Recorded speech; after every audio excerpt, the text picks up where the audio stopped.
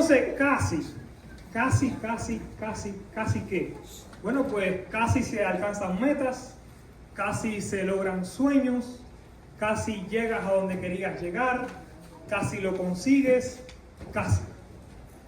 Entonces, dentro de este casi, también hubo una persona que fue bien sacrificada, fue bien esforzada, dio todo cuanto tenía, los últimos años de su vida, no los mejores, pero sí los últimos que tenía, se entregó por completo y casi lo logra. Mas, sin embargo, en la recta final, en el último momento, cometió un desliz. En el último año, casi cerca del último mes, cometió un error. Se contuvo por mucho tiempo y cuando tenía que una vez más permanecer fiel, falló. Estuvo muy cerca de conseguirlo, pero no llegó.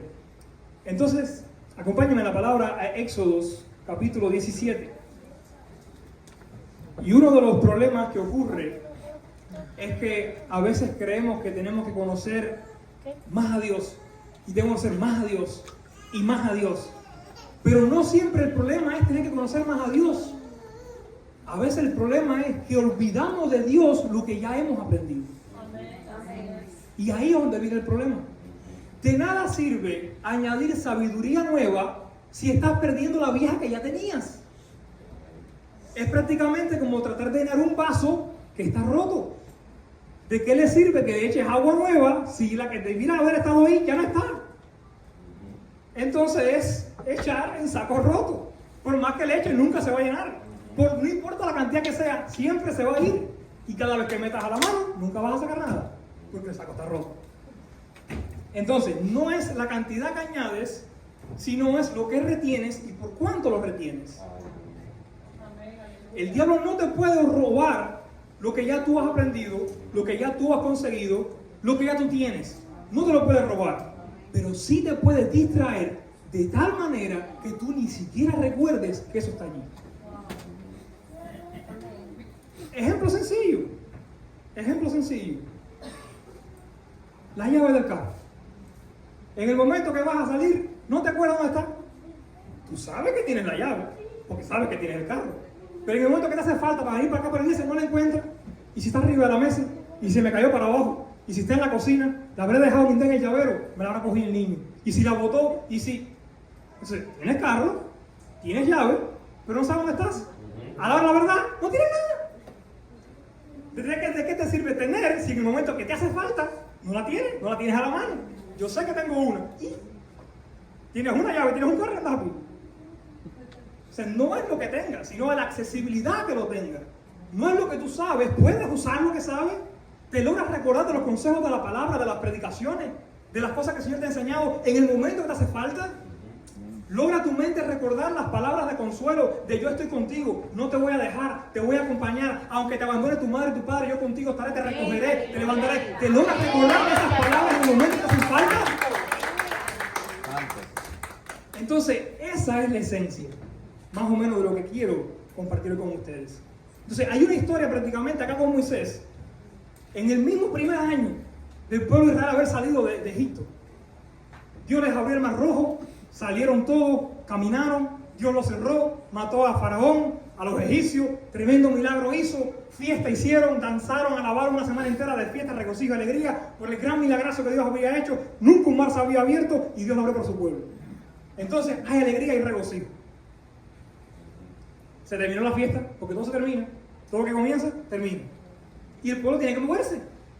Dice en el capítulo 17, toda la congregación de los hijos de Israel partió del desierto de Sin por sus jornadas, conforme al mandamiento de Jehová, y acamparon en Refidim. Y no había agua para que el pueblo bebiese. Y altercó el pueblo con Moisés y dijeron: danos agua para que bebamos. Y Moisés les dijo: ¿por qué altercáis conmigo? ¿Por qué discuten conmigo? ¿Por qué tentáis a Jehová? Así que el pueblo tuvo allí sed y murmuró contra Moisés. Con el primero que murmura es contra Moisés. Primero que todo porque a Dios no lo ven. Entonces, al que tienen delante, ese es el que paga la culpa. Y es como todo. Nunca le pida aumento al jefe de su trabajo cuando esté molesto. Porque aunque el problema es con otra gente, va a pagar usted también. Entonces, se la agarran como ese porque es el que tienen al hombre. Tú fuiste que levantaste la vara, tú fuiste que hiciste las plagas, gracias a ti lo sacaste y ahora nos matas aquí de sed. No, pues tú vas a pagar la culpa entonces. Danos agua. ¿Por qué nos hiciste subir de Egipto para matarnos de sed a nosotros, a nuestros hijos y a nuestro ganado? Rápidamente lo primero que hicieron es que olvidaron. Ahora, en este momento, no has encontrado agua. Pero no te has dado cuenta de una cosa. Si estás buscando agua, es porque eres libre. Amén. En Egipto sí tenías agua, pero eras esclavo. Amén. No ha pasado ni siquiera 6 meses de que Dios los sacó de Egipto.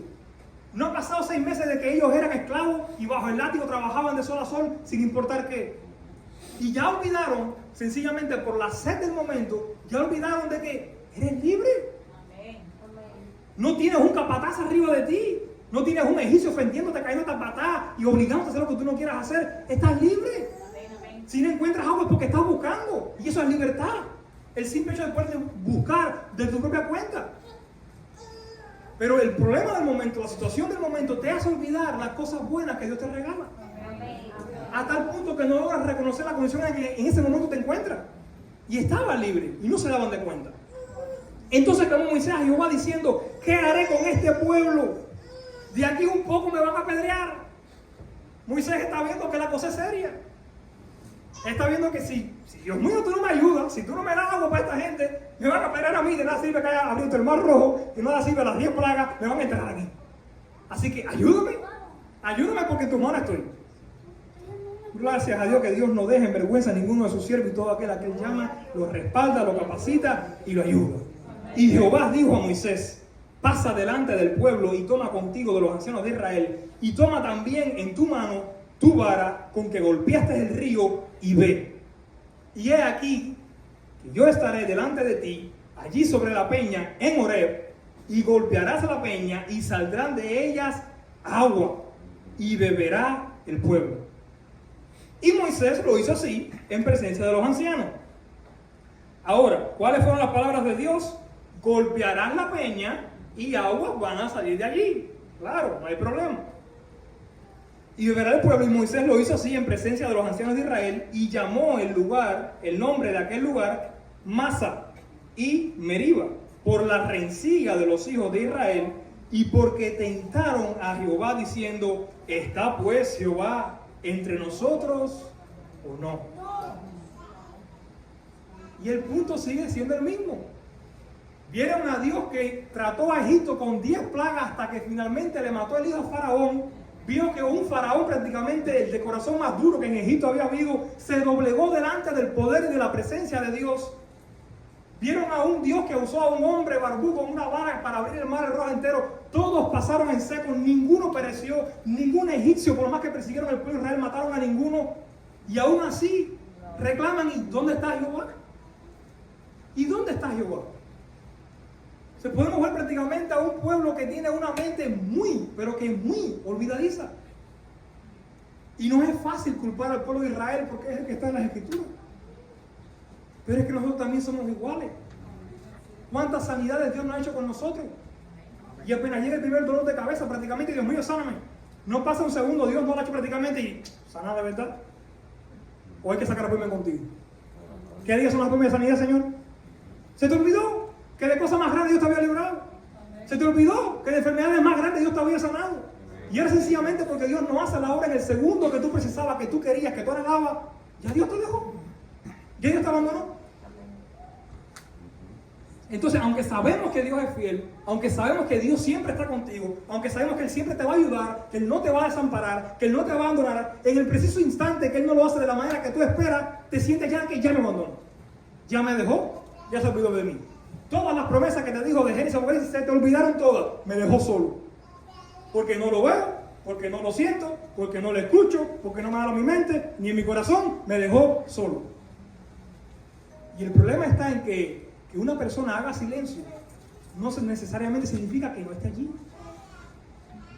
Entonces ahí es el momento donde se activa entonces la palabra fortica, pero muy importante y de esencia por la que estamos aquí. Fe. Tienes que creerle aunque no le vea. Es pues la fe, la certeza de lo que se espera, la convicción de lo que no se ve. Es esa seguridad intrínseca, interna dentro de ti, que tú sabes, que está aquí aunque no lo veas, aunque no lo sientas.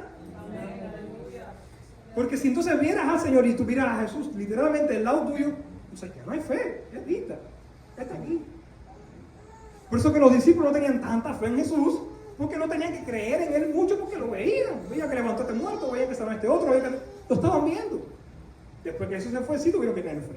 Creen porque creen. Entonces, primera cosa que Moisés aprendió: si golpeo la piedra, me sale agua. Y este era solamente el comienzo con un pueblo rebelde que iba a guiar por todo un desierto por 40 años. El problema está en que este pueblo iba a probar si verdaderamente la relación que Moisés decía tener con Dios era verdadera o era falsa. Porque una de las cosas que se ve en una persona que está en relación con Dios es dominio propio, es autocontrol, es querer decir las cosas y cuando va a salir la palabra él te muerde la lengua y regresa para la piscina, ¿verdad? Regresa para la reja, no puede salir, no va a decir eso, aunque tengo la palabra, pero me muerdo la lengua y no la voy a decir. ¿Duele? Claro que duele. ¿Que la quieres decir? Claro que la quieres decir. ¿Que tienes en la mente la idea completa de todo lo que vas a decir? Claro que sí. Pero eso es dominio propio. Esa es una de las diferencias de el cristiano a la persona del mundo. En el mundo no hay restricciones. En el mundo no hay leyes.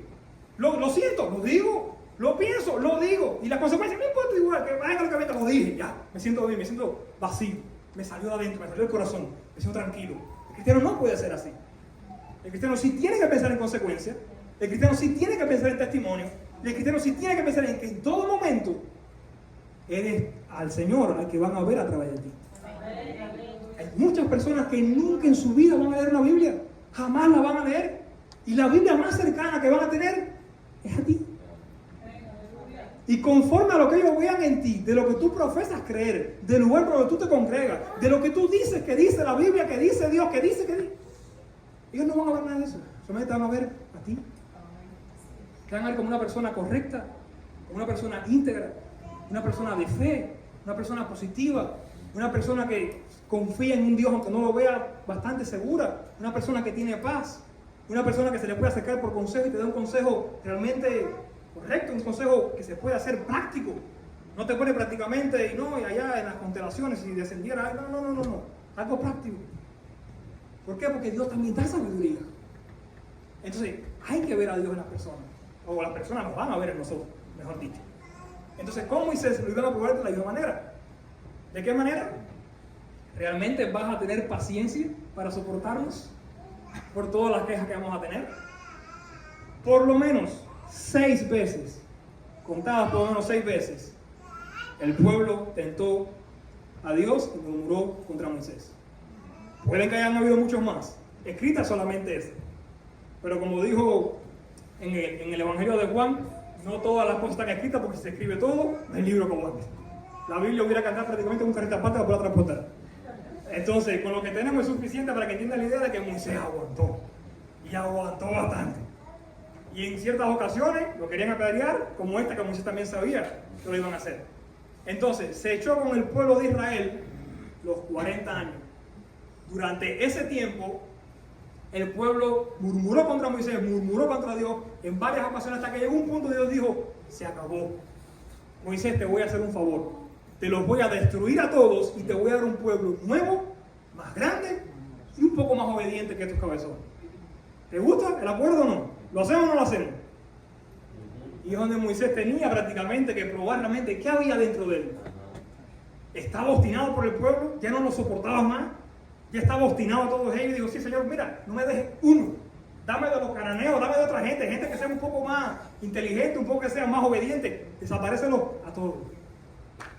Así que Dios le dio la oferta a Moisés. No es que estaba esclavizado con el pueblo hasta tener que entrar a la tierra prometida y aunque no podía más, pero tenía que... No, Dios le dio la oferta. Te hago libre hoy. Solamente dime sí y en nada lo desaparezco todo. Lo hizo con Coré. Abrió la tierra, se tragó a Coré, a su familia, la tierra, todo. ¡Pum! Vivos al Seol. En un día, en un momento. ¿No podía hacerlo Dios con el pueblo entero? Claro que sí. Para Dios no es nada difícil. Sin embargo, Moisés optó por la misericordia. Señor, si haces eso, ¿qué dirán los egipcios de ti? Dirán que sacaste a este pueblo terco, que lo sacaste de Egipto y que ni siquiera tú lo pudiste aguantar, que lo tuviste que matar a todos en el desierto. Entonces, ¿qué dirán de ti? Entonces, no es que a Dios se le olvidó o le hacía falta un consejero, un buen consejero como Moisés. Ese no es el caso con Dios. El caso en este es que Dios está probando el corazón de Moisés. ¿Qué hay dentro de ti? ¿Te lograron contaminar? Comenzaste bien amando a este pueblo, queriendo liberar, queriendo desde tu juventud prácticamente, pensabas que ibas a ser el libertador. Comenzaste muy bien, pero ¿te has contaminado? El odio de este pueblo, la arrogancia de este pueblo, la ironía de este pueblo, ¿has logrado contaminar tu corazón? ¿Qué hay dentro de ti? Te hago la oferta. ¿Qué haces? ¿Qué quieres? ¿Los mato? ¿Y te doy uno nuevo? O sea, Dios quería ver si todavía quedaba misericordia en Moisés, como mismo Dios la había tenido con él y con todo el pueblo. En otras palabras, Moisés, durante todo este tiempo de relación que llevas conmigo, ¿se te ha pegado algo de mi carácter misericordioso? ¿Algo de mis atributos, algo de mi esencia, algo de mí se te ha pegado a ti? ¿O todavía sigue siendo el joven muchacho mata egipcio de allá que estaba loco por hacer una rebelión, una revolución, todo por su fuerza? ¿Todavía sigue ese viejo hombre vive en ti? ¿O se te ha pegado algo de mi carácter? Moisés pasó la prueba. No pidió que matara al pueblo. Él dijo, yo lo soporto, perdónalo, seguimos adelante y seguimos en el desierto. Bien, hasta ahí venía bien. Y Dios continúa observando a Moisés. Pero el tiempo continúa. El tiempo continúa y entonces llegamos al año 40. El último año donde iban a estar en el desierto. Ahora, por estos mismos problemas que había tenido el pueblo de Israel, con Moisés y con Dios primeramente, Dios sí les dijo algo. Y es que ninguno de todos ustedes, de 20 años en adelante, que haya salido de Egipto, va a entrar a la tierra prometida. Debido a que todos ustedes me han tentado una y otra y otra y otra vez. Me han tentado hasta el cansancio. Por ende, yo juré por mí mismo que no iban a entrar. Pero se lo dijo Dios específicamente a todo el pueblo que había salido de Egipto de 20 años en adelante. No se lo dijo a Moisés, porque Moisés no salió de Egipto. Moisés venía de Canaán, Moisés venía de Madián, Moisés venía de otro lado, no estaba allí. Ni aún su hermano estaba involucrado todavía en esto tampoco. Es decir, solamente el pueblo, excluyendo a Moisés, excluyendo a Aarón. Entonces, hasta ahí estamos bien.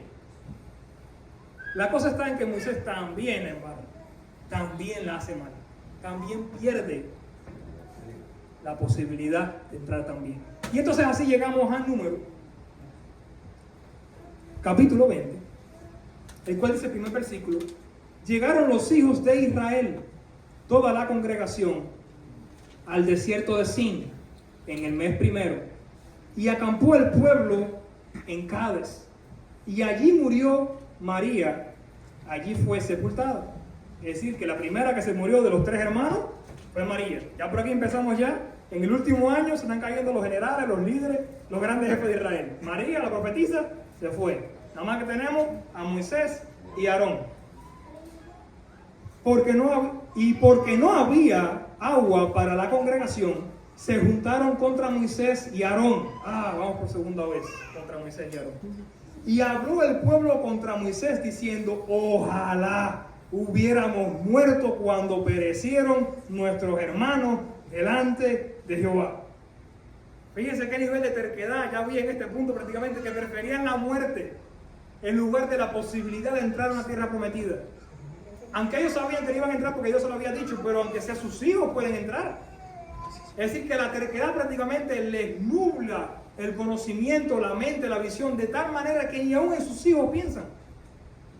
Están prácticamente, hubiéramos sido mejor que nos mataran allá, no hubiera dejado morir, no hubiera ahorrado este problema. A ese punto llega prácticamente la necesidad de este pueblo. Porque hiciste venir la congregación de Jehová a este desierto para que muramos aquí nosotros y nuestras bestias. ¿Y por qué nos has hecho subir de Egipto para traernos a este mal lugar? Una vez más, vuelven a olvidar. El mismo Dios que le sacó agua de la peña de Oreb allá cuando estaban comenzando, es el mismo Dios que también les va a proveer agua ahora de nuevo. Entonces, en lugar de hacer de la necesidad una súplica, una oración, una petición, lo hacen al revés, una queja, una obstinación, una insistencia. Y ese no es el carácter que Dios quiere formar en cada uno de sus hijos. Pero el Señor continúa, no termina la historia ahí. Y se fueron Moisés y Aarón delante de la congregación a la puerta del tabernáculo de reunión y se postraron sobre sus rostros y la gloria de Jehová apareció sobre ellos. Oh, viene el Señor en acción ahora. Y habló Jehová a Moisés diciendo: toma la vara y reúne la congregación, tú y Aarón, tu hermano, y háblale a la peña a vista de ellos, y ella dará su agua, y le sacarás agua de la peña, y darás de beber a la congregación y a sus bestias. Entonces, ¿qué es lo que tienes que hacer, Moisés? Hablarle a la peña, háblale a la piedra, háblale a la roca, y va a dar agua. Sencillo. En la primera vez le tuviste que dar con el palo, tuviste que golpearla, requería esfuerzo físico. Esta vez te la puse más fácil todavía. Quédate tranquilito y háblale. Sencillo de decir, más difícil de hacer. Entonces Moisés tomó la vara delante de Jehová, como él le mandó, y reunieron Moisés y Aarón a la congregación delante de la peña. Aquí viene el escenario. Tenemos a Moisés, tenemos al pueblo, todo el mundo situado en su debido lugar, Moisés arriba de la piedra, y entramos en escena. Oíd ahora, rebeldes, dice Moisés, ¿os hemos de hacer salir aguas de esta peña? Entonces alzó Moisés su mano y golpeó la peña con su vara 2 veces. Desobedeció Moisés. Sencillo, se lo dijo el Señor en unas pocas palabras. Háblale a la piedra va a dar agua. Sencillamente él se enoja porque el pueblo lo que estaba hablando, lo que estaba diciendo. Y el problema está en que él de cierta manera trató de defender a Dios. Ustedes son una gente rebelde. Ustedes no han visto lo bueno que ha sido Dios con nosotros, cómo hasta aquí nos ha cuidado, con su nube durante el día, con su columna de fuego durante la noche, nos ha dado maná, nos ha dado codornices, nos ha librado de todos los merodeadores del desierto, de ser saqueado, de ser robado, de ser asesinado. Hasta aquí nos ha ayudado el Señor y usted sigue intentando al Señor. ¿Hasta cuándo tendré que darles agua? 1, 2, tomen agua. Ahora aquí viene el clic de la cosa. Moisés desobedeció porque Dios le dijo, háblale, y él le golpeó. Aunque él golpeó la piedra, aún así Dios fue fiel y le dio agua. Amén. Dios no estaba obligado a tener que darle agua. Sencillamente podía haber hecho nada. Se le parte la vara a Moisés a la piedra y no bota ni una gota de agua. Porque está en desobediencia. Porque Dios le dijo, háblale. Pero él quiso golpearle porque estaba con la sangre caliente, porque estaba molesto. Se le olvidó el dominio propio, la relación con Dios, la misión. Se le olvidó todo a palo con la piedra hasta que suelte agua. Sencillo, ya estaba molesto el hombre, ya estaba que la vara le daba vuelta. Ya. Molesto estaba el hombre. Entonces, el hecho de que Dios te respalde en algo no necesariamente significa de que estás haciendo la voluntad de Él. El agua salió de la piedra. La gente tomó agua, las bestias tomaron agua, pero esa no era la voluntad de Dios. Pero esa no fue la palabra que Dios le dijo a él. Es decir, que aun cuando tú te equivocas, Dios sigue siendo fiel. Amén. Aun cuando tú dices mentiras, Dios sigue siendo verdad. Aun cuando tú engañas, Dios permanece fiel. Entonces, una vez más, Dios mostró su carácter en este episodio, en esta escena, en que Dios no es hombre, en que Dios no se arrepiente y en que Dios quiere siempre, siempre el bien para ti. Aunque no lo comprendas en el momento, aunque no lo entiendas en el instante, aunque no te sientas acompañado por Él en medio de la situación, pero Él siempre quiere el bien para ti. Porque dice en su propia palabra que su voluntad es buena, agradable y perfecta. Entonces, ¿de qué es buena? Es buena. Ahora, Dios le dio agua al pueblo, nadie se quedó con sed, todos tomaron agua, desde hasta, sin excepción, pero ahora viene el momento del juicio. Porque el momento de la falla es un momento. Adán y Eva comieron ambos el fruto prohibido, se disfrutaron, estaba muy rico, muy bueno, pero después viene el juicio. Auto seguido. Y aquí no es diferente. Y Jehová dijo a Moisés y a Aarón: por cuanto no creísteis en mí para santificarme delante de los hijos de Israel, por tanto, no meteréis esta congregación en la tierra que les he dado. Estas son las aguas de la rencilla por las cuales contendieron los hijos de Israel con Jehová, y él se santificó en ellos. Ahora, el problema está en lo siguiente: Aarón también tiene culpa. Porque puede uno tratar de solamente culpar a Moisés. Es decir, pero si Moisés fue el que golpeó la piedra y Dios le había hecho a él que hablara, ¿qué culpa tiene Aarón? Porque Aarón no puede entrar. Pero no hizo nada. Y exactamente el problema consiste en eso. Es que no hizo nada. Y es que el pecado no es solamente el que se comete, también es el que se omite. Es decir, saber hacer lo bueno y no hacerlo también se te cuenta como pecado. Yo no empujé al hombre, es verdad que no le empujaste y yo no te voy a culpar por eso. Pero el tipo te lo tiraste al piso y le pasaste por al lado de algo y yo no conozco a nadie y yo voy para mi casa. Eres tan culpable como el que lo empujó. Y eso es exactamente lo mismo que hizo Aarón. Aarón no golpeó la piedra, pero no le dijo nada tampoco a Moisés. En ningún momento le contó la mano: no le dejas la piedra que Dios te dijo, habla. Coge la varita, ponla al lado y háblale a la piedra, cántale, dile algo, pero no le des. Háblale. No se ve acción de Aarón en ese momento. Ahora, el problema es que Aarón no es cualquier tipo. Aarón no es sencillamente, no, es un amigo de Moisés, se va muy bien, tremenda confianza, buena gente. No. Aarón era el sumo sacerdote.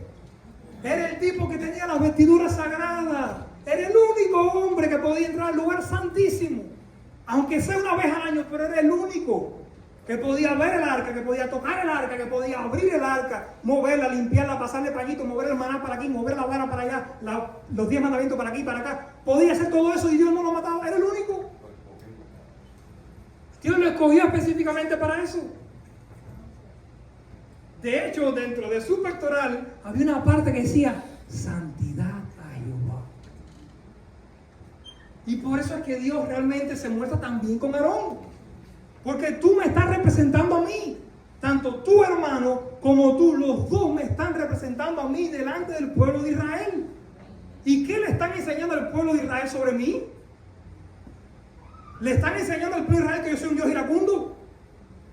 ¿Le están enseñando al pueblo de Israel que yo, como me molesto, le caigo a palo a todo prácticamente y lo rompo hasta que se haga mi voluntad? ¿Esa es la enseñanza que le están dando al pueblo de Israel? ¿Eso es lo que por 40 años yo les he enseñado a ustedes? ¿Eso es lo que han visto en mí por este tiempo? Por eso es que Dios realmente se muestra también con Aarón. Porque tú eres el sumo sacerdote. Tú eres la representación de la misericordia, del amor, de la paz, del buen consejo, de la mansedumbre y del dominio propio. Tú eres uno de los principales que tiene que enseñar que aunque el deseo de la carne quiera agarrar para allá, usted se aguanta, se muere, se ata y agarra para acá porque para acá Dios lo mandó.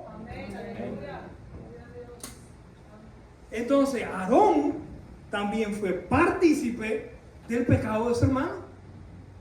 Sencillamente por hacer. Entonces, hacer nada no siempre es la solución. Hacer nada no siempre es lo correcto. Hacer nada para no involucrarte es no siempre estar bien. Entonces no tienes que necesariamente cometer el crimen o el asesinato para que seas culpable. Si podías hacer algo y no lo hiciste, también lo eres. Y así le enseñó Dios en su palabra. Y se quedó aquí escrito por más de 1000 años para que nosotros podamos aprender hoy. De que la pasividad en el tiempo de la acción se te cuenta mal. se te cuenta como pecado. Y Dios no hizo diferente en este caso. Entonces, teníamos a Moisés, tanto aguante, dice la misma palabra del Señor, que hombre manso como Moisés no había en toda la tierra. El hombre era un caramelo. El hombre era una algodón de azúcar. Era bien bueno. Pero en este momento, en la recta final, en el último año, en el año 40, cerquita prácticamente de ya brincar el Jordán para entrar a la tierra prometida, el hombre se le fue la mano. Al hombre se le fue la vara. El tipo le cayó a palo a la piedra y tenía que hablar.